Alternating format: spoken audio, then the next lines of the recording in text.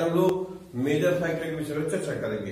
इसके पहले हम लोगों ने पढ़ा था टेम्परेचर के विषय में चर्चा किया था। लास्ट वीडियो में मेजर फैक्टर में टेम्परेचर को पढ़ा था। क्या पढ़ा था? टेम्परेचर को।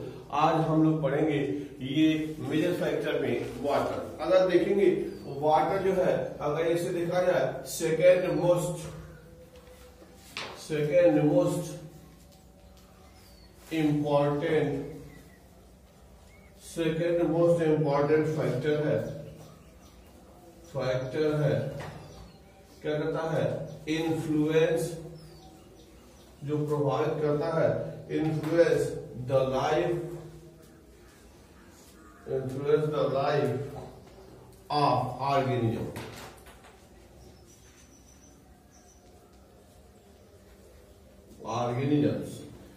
तो देखिए, जैसे हम लोगों ने चर्चा किया कि वाटर क्या हो गया? वाटर सेकेंड मोस्ट इंपॉर्टेंट है। फर्स्ट वाले में आपने पढ़ा था, टेम्परेचर पढ़ा था।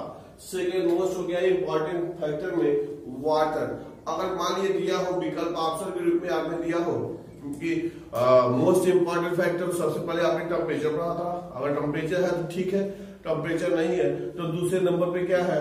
वाटर है। क्लियर हो गया आपको? तो जब भी चर्चा हम लोग करेंगे तो दूसरे नंबर पे सबसे एसेंशियल अगर फैक्टर है तो उसमें टर्म वाटर है। क्लियर हो गया आपको?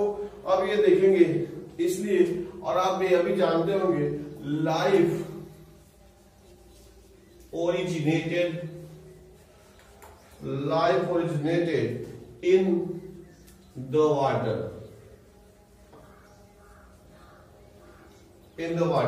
क्लियर हो गया कि जो लाइफ है, याद होगा आपको जीवन की उत्पत्ति में, यदि ओरिजिनल लाइफ के संबंध में देखेंगे तो जीवन की जो उत्पत्ति हुई थी, क्या हुई थी? तो जीवन की जो उत्पत्ति हुई थी सबसे पहले समुद्र में ही हुई थी। बात समझ में आ रहा?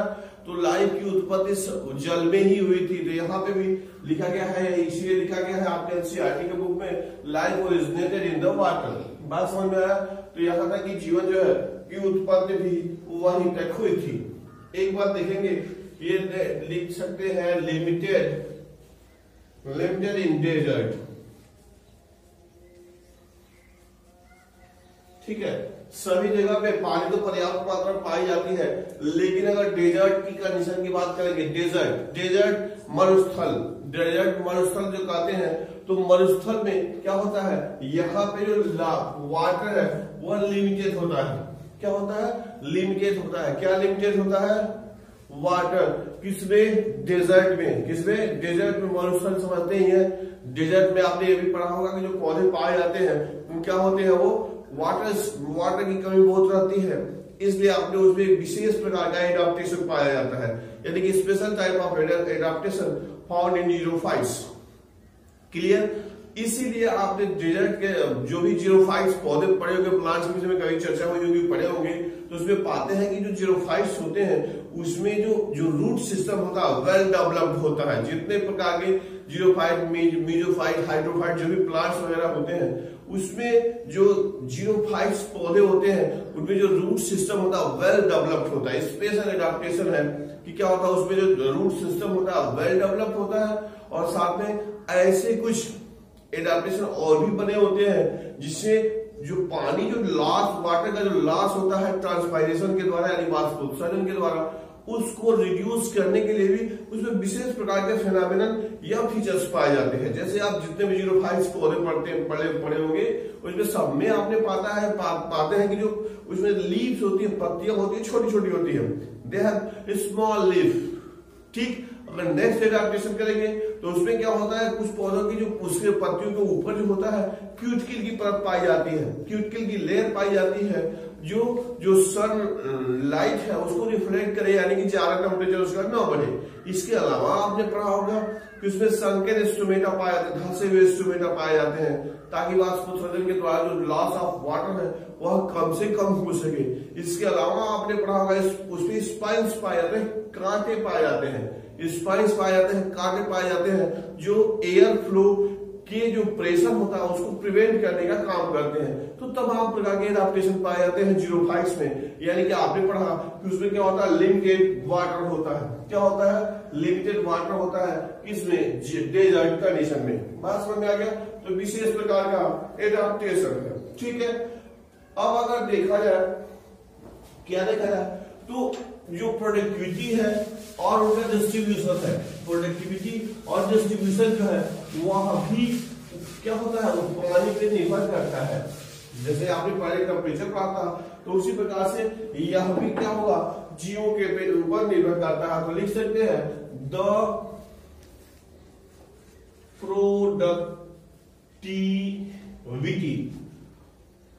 प्रोडक्टिविटी एंड डिस्ट्रीब्यूशन यानी वितरण, distribution of plants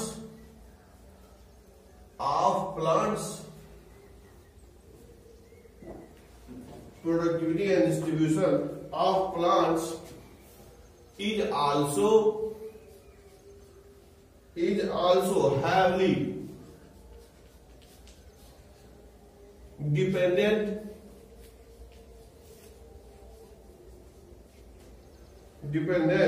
on water. Clear?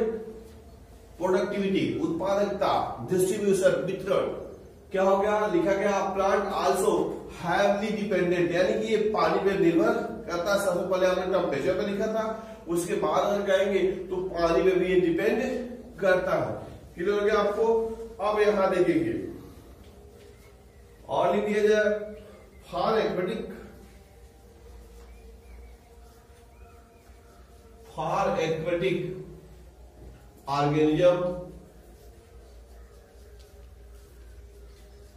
organisms the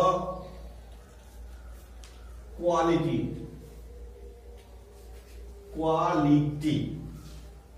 यानी कि केमिकल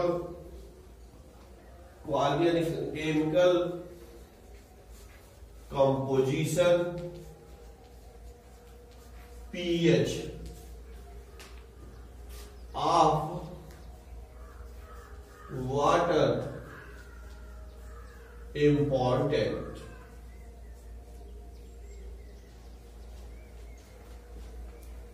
देखा आपने, लिखा है क्या लिखा है, द प्रोडक्टिविटी डिस्ट्रीब्यूशन तो हो गया था। फिर आगे हम लोग चर्चा कर रहे थे कि द एक्वेटिक ऑर्गेनिज्म, जो जलीय जीव पाए जाते हैं, उनका भी क्या होता है कि पानी पे भी डिपेंड करता है। पानी किस प्रकार की है, पानी की केमिकल कंपोजिशन, पानी में किस प्रकार के लवण घुले हुए हैं, साल्ट कैसे हैं, और साथ ही साथ उसका पीएच।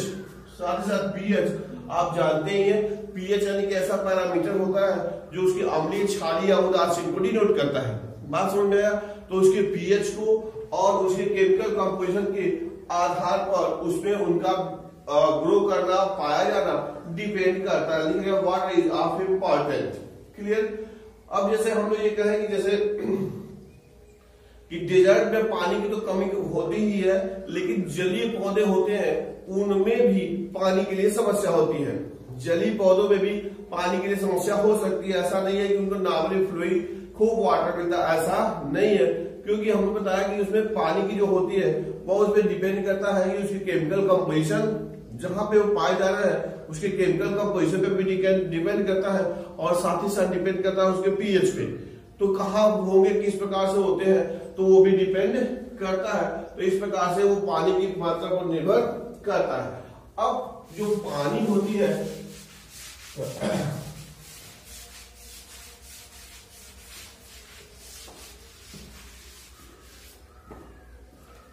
पानी है, ठीक है।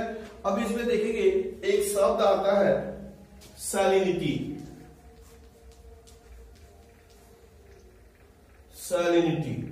ठीक है, सैलिनिटी याद रखिएगा, बहुत पूछता है। सैलिनिटी क्या है? वह मेजरमेंट ऑफ वाटर, यानी सैलिनिटी के द्वारा हम क्या करते हैं, पानी में जो साल्ट है, लवण है, उसकी मात्रा को व्यक्त की जाती है। बात समझ में आया? सैलिनिटी क्या है? एक पैरामीटर है जिसके द्वारा किसी पानी में साल्ट की मात्रा को नापी जाती है। तो सैलिनिटी क्या हो गया? Measurement of salinity. अगर देखा जाए मेजरमेंट है, इसी में मापा जाता है of measurement of salt in water. ठीक है, measurement of salt in water, इसी को सैलिनिटी में व्यक्त किया जाता है। बात समझ में आया? सैलिनिटी क्या है? मापन की क्रिया है जिसमें किसी लवण में, किसी जल में जो लवण की जो मात्रा होती है उसको मापा जाता है।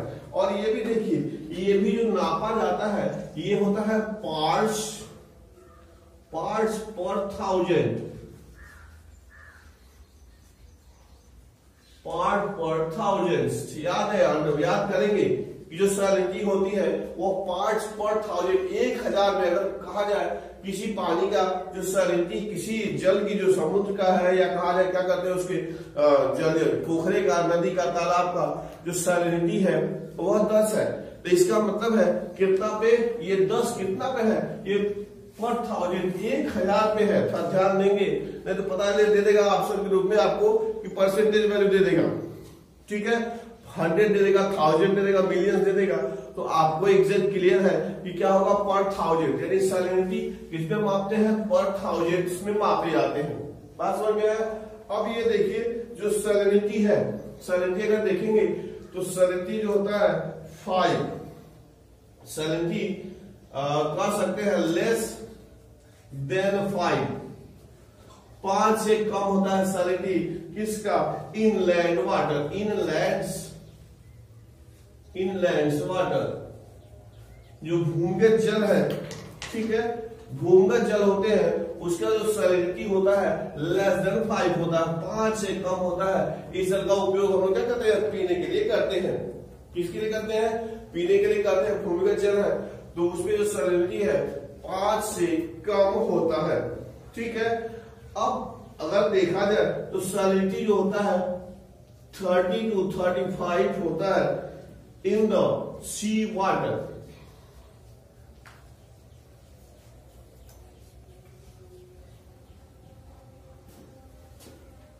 ठीक है। सैलिनिटी क्या होता है? 30 से 35 होता है इन सी वाटर, जो समुद्री जल होता है उसका सैलिनिटी 30 से 35 होता है। कितना याद होगा आपको? बताया गया था पर थाउजेंड।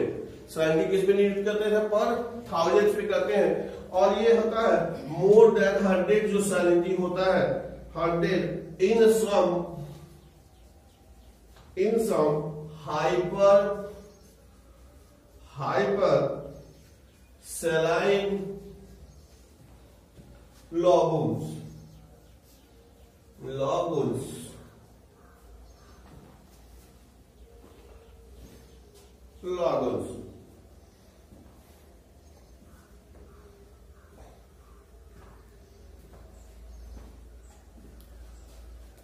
ठीक है।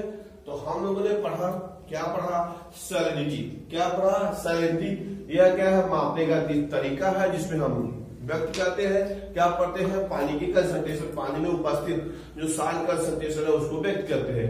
इसमें हम लोगों ने लिखा है सैलिनिटी जो व्यक्त करते हैं पर थाउजेंड पे व्यक्त करते हैं, 1000 हो गया। अब इसमें लिखा गया है जो सैलिनिटी है क्या है? लेस देन 5 से भी कम होता है, क्या हो गया?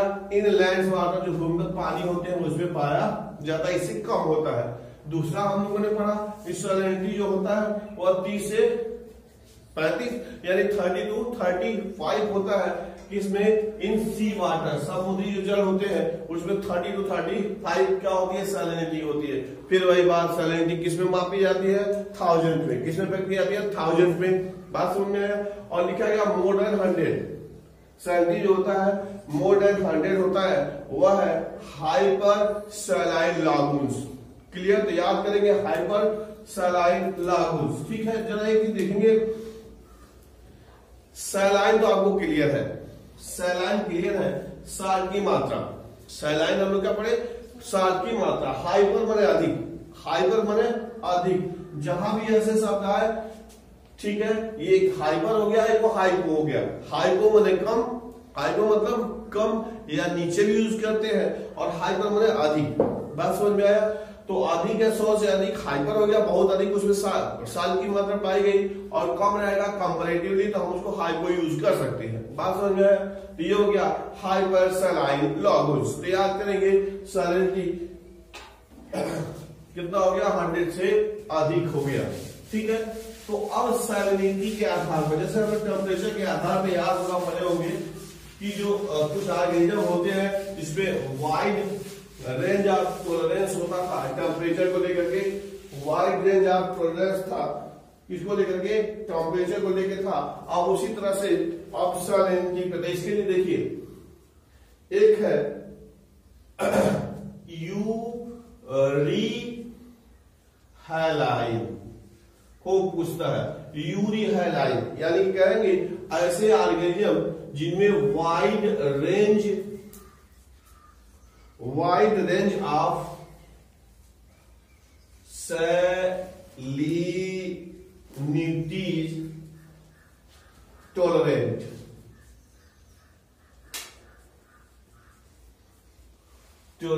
ठीक है, टॉलरेंट यानी कि ऐसे जीव जिसमें क्या लिखा गया, वाइड रेंज, बहुत अधिक, उसमें क्या होता है, रेंज होता है किसका, सैलिनिटी का, ठीक है। वो कम सैलिनिटी में पाए जाएंगे और थोड़ा सा अधिक सैलिनिटी में पाए जाएंगे, ऐसे जीवों को यूरी हैलाइन कहते हैं। याद होगा उसमें यूरी थर्मल था, स्टेनोथर्मल था, ठीक है। तो यूरी हैलाइन हो गया wide range of salinity tolerance organism. वही दूसरा है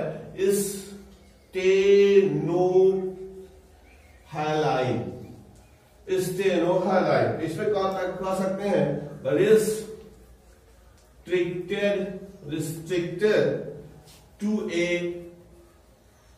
narrow range tolerant,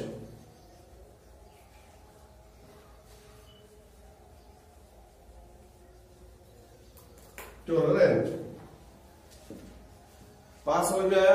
इसमें क्या हो गया, इसमें लिखा गया स्टेनोहाइलाइन यानी कि ये बहुत कम टॉलरेंट होते हैं क्या हो गया, सैलाइन के, यानी कि जल में लवण की मात्रा को पतले लेकर के, जहां बहुत ज्यादा परिवर्तित होगा वहां पे ये नहीं पाए जाएंगे। और यूरिथाइल लिखा गया है कि जहां अधिक वेरिएशन होता है वो भी आसानी से यानी कह सकते हैं। उसमें अगर एक चीज और कर सकते हैं, यूरिथर्माइल को, यूरी हैलाइन ऑर्गेनिज्म को हम कर सकते हैं, इसमें साल्ट के प्रति एडाप्टेशन अधिक होता है, इसमें साल्ट के प्रति एडाप्टेशन अधिक रहता है, और इसमें जल में जो साल्ट की मात्रा होती है उसके प्रति एडाप्टेशन कम होता है। इसमें कम एडाप्टेशन यानी कि इसीलिए कुछ विशेष प्रकार के साल्ट रहेंगे वहां पे पाए जाएंगे, विशेष सैलिनिटी पाए जाएंगे, और ये वेरिएबल सैलिनिटी में पाए जाएंगे। बात समझ में, इसमें अधिक एडाप्टेशन, इसमें कम एडाप्टेशन, इसमें salt concentration in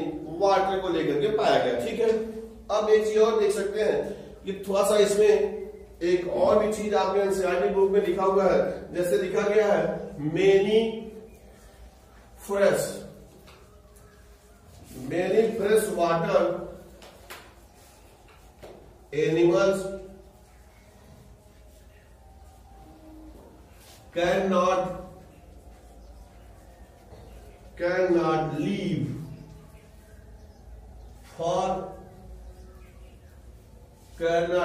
for long in sea water and vice versa,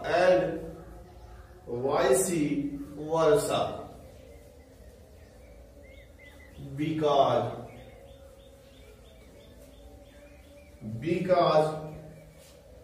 of the osmotic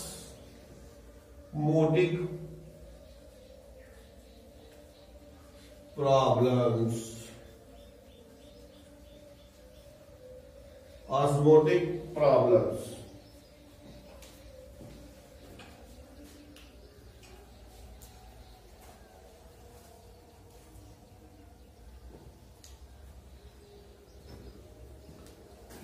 osmotic problems. अब इसको ध्यान से देखेंगे, कह रहा है ये प्रश्न खूब पूछ रहा है, एनसीईआरटी के बुक से डायरेक्ट है, कह रहा है कि मेनी फ्रेश वाटर एनिमल्स, जो स्वच्छ जल में जो पाए जाने वाले जीव है, स्वच्छ जल में जो पाए वाले जंतु है, वह क्या होता है, कैन नॉट लिव, नहीं जीवित रह पाते हैं ज्यादा देर तक, for long time in sea water, यानी कि स्वच्छ जल में पाए जाने वाले जीव समुद्री जल में ज्यादा देर तक जीवित नहीं रह पाते। क्यों? ठीक है, क्यों? या वैसी वर्षा उल्टा किया गया है, मतलब इसका मतलब होता है जो ये बात कही गई है उसका जस्ट अपोजिट। अगर बात कही गई है फ्रेश वाटर को समुद्री जल में, तो इसका उल्टा हो गया समुद्री जीव को स्वच्छ जल में। बात समझ में आया? तो वाइस वर्सा मतलब जो कथन है उसका जस्ट अपोजिट, कोई नहीं रह सकता। तो क्यों रखा गया? Due to osmotic problem. इसको यही विकल्प ऑप्शन के रूप में दे देगा। अब समझिए, तो आप उसमें 3 और ऑप्शन दे सकते हैं उसमें कि क्या होगा, प्रेशर बदल जाएगा, बड़े बड़े जीव पाए जाएंगे, तमाम प्रकार के ऑप्शन बदल देंगे, लेकिन सही जो है वह है ऑस्मोटिक प्रॉब्लम, परासरण प्रॉब्लम। अब ऑस्मोटिक का मतलब समझते हैं। ऑस्मोटिक का मतलब समझते हैं, होता क्या है कि हम लोग के शरीर में पतले पतले मेम्ब्रेन पाए जाते हैं जीवों के शरीर में भी। तो कुछ छानने वाला काम, जो पचित भोज्य पदार्थ का छानने का काम, गैस का एक्सचेंज वगैरह तमाम प्रकार की चीजें सब होती रहती हैं। अब क्या होता है, जिसमें साल्ट घुला हुआ रहता है तो उसमें जो ऑस्मोटिक प्रेशर है वो बदलता रहता है, बदल जाता है, जिसके वजह से जो मेम्ब्रेन है वो अलग अलग प्रकार से काम करने लगेंगे। यदि मान लीजिए समुद्री जल वाला जल जो है उसको इसमें डाल देते हैं, तो इसके जो स्वच्छ जल है इससे पानी उसके शरीर में चलाएगा, तो मछली का पूरा शरीर फूल जाएगा, भर जाएगा। और मछली सब क्या आते हैं, अगर हम स्वच्छ जल वाला जल जो है उसको समुद्र में रखते हैं तो उसके साथ की का सतह उसमें अधिक है, तो क्या हो जाएगा, उसमें से लवण उसके शरीर में जाने लगेंगे। तो इस प्रकार से तो वो जीवधारी जो होगा वह क्या हो जाएगा, मर जाएगा। उसके कारण, बेसिक कारण यही है कि ऑस्मोटिक प्रॉब्लम हो जाएगी, जिसकी वजह से उसकी जान खत्म हो जाएगी। तो सिंगल कारण ऑस्मोटिक प्रॉब्लम हो जाएगी, जिसकी वजह से ये हो जाएगा। तो अभी हम लोगों ने जो तीसरा मेजर फैक्टर पढ़ा, वो पढ़ा था, क्या पढ़ा था, वाटर। पहला पढ़ा था टेम्परेचर, दूसरा हो गया वाटर।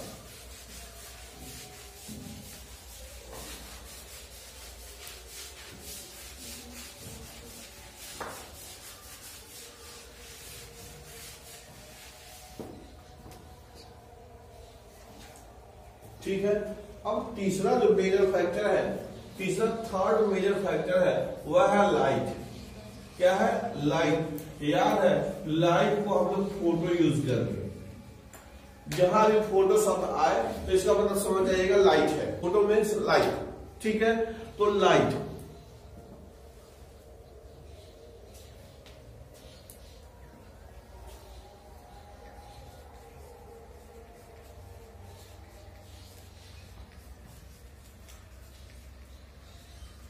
फोटोसिंथेसिस।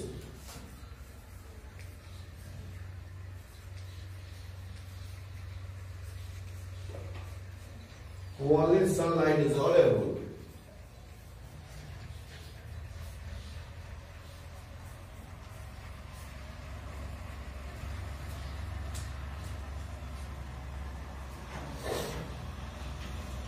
अब याद होगा आपको कि जो प्लांट्स होते हैं वो फोटोसिंथेसिस की क्रिया करते हैं। क्या करते हैं? फोटोसिंथेसिस की क्रिया करते हैं, प्रोसेस ऑफ फोटोसिंथेसिस करते हैं, यानी सूर्य के प्रकाश की उपस्थिति में अपना भोजन बनाते हैं। इसी प्रक्रिया को आप क्या कहते हैं? फोटोसिंथेसिस। क्लियर हो गया? तो यहाँ पे भी देखिए, यहाँ भी जहां भी जैसे फोटो आपने कहा था, फोटो जब भी आए तो लाइट से मतलब है, और सिंथेसिस याद है, जहां भी कहीं एसआईएस आए, जहां भी कहीं एसआईएस आए तो उसका मतलब संश्लेषण है। बात समझिए, सूर्य के प्रकाश की उपस्थिति में संश्लेषण हो रहा है, उसी को फोटोसिंथेसिस कहते हैं। तो पौधे क्या करते हैं? अपना भोजन बनाते हैं, और उसी भोजन पे समस्त जंतु जगत निर्भर रहता है। उनका तो ग्रोथ निर्भर करता ही करता है, लेकिन समस्त जंतु भी पौधों पर क्या करते हैं? निर्भर रहते हैं। तो ये जो फोटो जो प्रकाश सर्जन की क्रिया होती है वह क्या होती है? सूर्य के प्रकाश की उपस्थिति में ही होती है। ठीक है। अब जिनमें होती है उनको कहते हैं ऑटोट्रॉफ्स। क्या कहते हैं? ऑटोट्रॉफ्स, स्वपोषी। जिनमें फोटोसिंथेसिस की क्रिया होती है, यानी कि जितने भी ग्रीन प्लांट्स पाए जाते हैं सब के सब क्या होते हैं? ऑटोट्रॉफ्स होते हैं, स्वपोषी होते हैं। क्यों होते हैं? क्योंकि अपना वजन स्वयं बना लेते हैं। तो हर एक पेड़ पौधों को क्या कहा जाता है? ऑटोट्रॉफ्स कहते हैं। क्यों कहते हैं? क्योंकि फोटोसिंथेसिस की क्रिया होती है। फोटोसिंथेसिस की क्रिया के द्वारा क्या होती है? उनका भोजन बनता है, तो ये ऑटोट्रॉफ्स कहे जाते हैं। अब थोड़ा सा देखेंगे, अगर जंगल वगैरह में चलते हैं तो बात आती है हर्ब्स एंड श्रब्स की। हर्ब्स एंड श्रब्स ग्रोइंग, उग जाते हैं इन the forest in the forest are adopted, अनुकूलित होते हैं to photosynthesis under low light condition.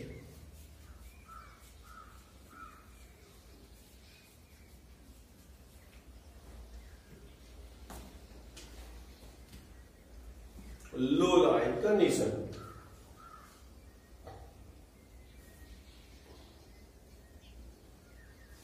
Herbs and shrubs, साग और झाड़ी, साग और झाड़ी क्या होते हैं? Growing in the forest adapted to photosynthesis under the low light condition. क्यों?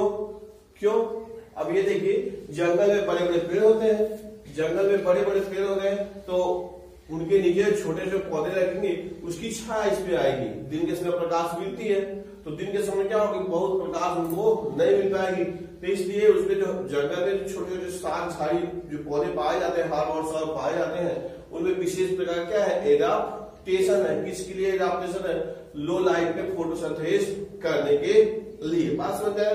और बाकी तो जो बड़े पौधे उनको पर्याप्त मात्रा में क्या होती है? सोलर एनर्जी मिलती है, जिसकी वजह से फोटोसिंथेसिस करते हैं. तो ये मतलब हो गया कि जो पौधे हो गए, जो जंगल में पाए जाने वाले पौधे होते हैं, उनमें लो लाइट में फोटोसिंथेसिस करने के लिए उनमें एडाप्टेशन हो जाता है. क्लियर हो गया आपको? अब अगर देखेंगे तो एक बात आती है photo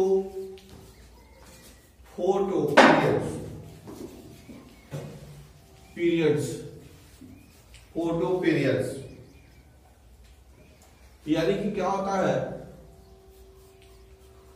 time of sunlight for flowering.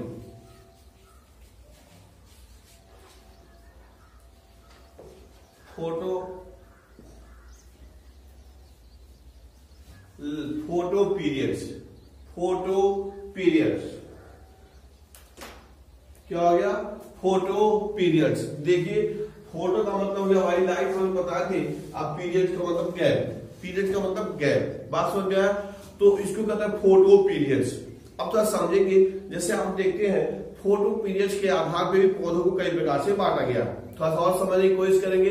यानी कि किसी पौधों को फ्लावरिंग के लिए यानी पुष्पन के लिए जितने टाइम सूर्य के प्रकाश की आवश्यकता होती है, उसी को फोटो पीरियड कहते हैं. बात समझ में? फोटो पीरियड यानी time of sun shining for flowering is known as photo period. याद होगा आपको कि ठंडक के समय में देखेंगे तो सूर्य जो दिन होता है वो छोटा होता है. दिन क्या होता है? छोटा होता है, यानी कि फोटो पीरियड कम होता है. वही गर्मी के समय हम देख लेंगे तो दिन का जो ड्यूरेशन है वो अधिक हो जाता है. बात समझ में आया? तो डिपेंडेंस के आधार पे, किसके आधार पर? डिपेंडेंस के आधार पे जो पौधे होते हैं उनको कई प्रकार से बांट दिया गया है. एक शॉर्ट डे प्लांट, यानी ठंडक में जो फ्लावरिंग होती है उनको शॉर्ट डे प्लांट कहते हैं. लॉन्ग डे प्लांट यानी कि जो क्या होते हैं, जिसके जो ड्यूरेशन होता है वो अधिक होता है, उसको लॉन्ग डे प्लांट्स कहते हैं. बात समझ में? गर्मी के समय जिनमें फ्लावरिंग होती है वो क्या होते हैं? लॉन्ग डे प्लांट्स होते हैं. ठंडक में जो फ्लावरिंग होती है वो शॉर्ट डे प्लांट होते हैं. कुछ ऐसे भी पौधे होते हैं जिनको डे न्यूट्रल प्लांट्स भी कहते हैं. उनमें फ्लावरिंग के लिए कोई विशेष टाइम की आवश्यकता नहीं पड़ती है, तो उनको क्या कहते हैं? डे न्यूट्रल प्लांट्स कहते हैं. बात समझ में आया?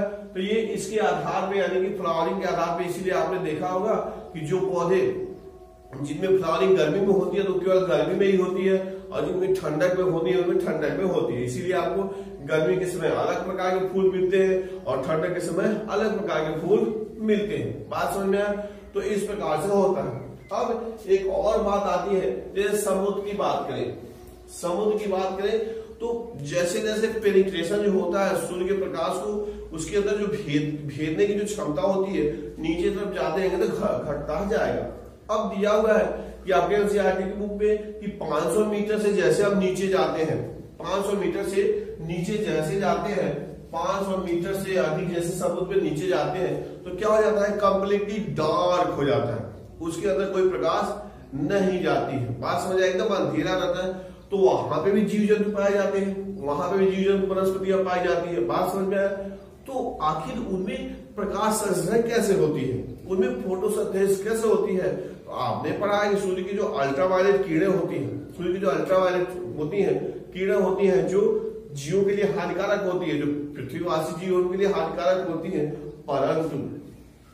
परंतु जो उसके नीचे जो स्पेक्ट्रम होता है उससे ऊर्जा जाती है और उनका फोटोसिंथेसिस की क्रिया होती है। बात समझ में आया। अब एक चीज आपके एनसीईआरटी का बुक में प्रश्न पूछा है कि जो समुद्र के सबसे जो गहराई वाला भाग होता है उसमें किस कलर के एल्गी पाए जाते हैं? आपको याद होगा, red algae, brown algae, green algae, तमाम प्रकार के एल्गी पाए जाते हैं। कलर के हिसाब से उसका नाम रख दिया जाता है। आगे हर क्लास में जाएंगे तो हम पढ़ेंगे। तो ग्रीन एल्गी है, रेड एल्गी है, ब्राउन एल्गी है।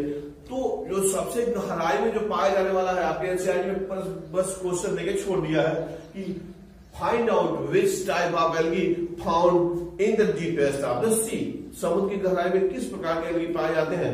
तो अगर आप एनालिसिस करेंगे तो रेड एल्गी जो होंगे वह पाए जाते हैं। ठीक है। अब इसमें भी बात आती है, क्यों इसमें भी बात आती है?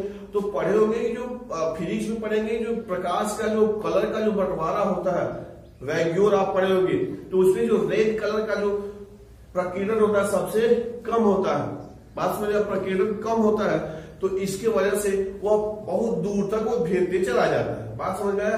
तो आखिर रेड वाला क्यों होता है? क्योंकि आपके स्पेक्ट्रम की वजह से रेड वाला सबसे अंदर तक पहुंच जाता है, जिसकी वजह से वो ग्रो कर लेते हैं। बात समझ में आ गया। तो रेड कलर की एल्गी सभी समुद्र की गहराई में पाए जाते हैं। ऊपर तो अन्य ब्राउन, गोल्डन और ग्रीन अलग प्रकार के पाए जाते हैं। बात समझ में आएगा। तो ये भी जो होते हैं तो आपने पढ़ा कि क्या होता है, उसके अल्ट्रावायलेट जो किरणें होती है उससे करते हैं और सबसे अधिक जो ग्रो करने वाले होते हैं और रेड कलर के एल्गी पाए जाते हैं। किसमें? डीपेस्ट समुद्र के सबसे गहराई में। तो इस प्रकार आज के हमने वीडियो में दो चीजों को पढ़ा, दो मेजर फैक्टर को। पहले पढ़ा था क्या पढ़ा था? वाटर, और दूसरा पढ़ा लाइट। ठीक है। तो इसके विषय में फिर अगले वीडियो में और देखा जाएगा। Okay, thank you.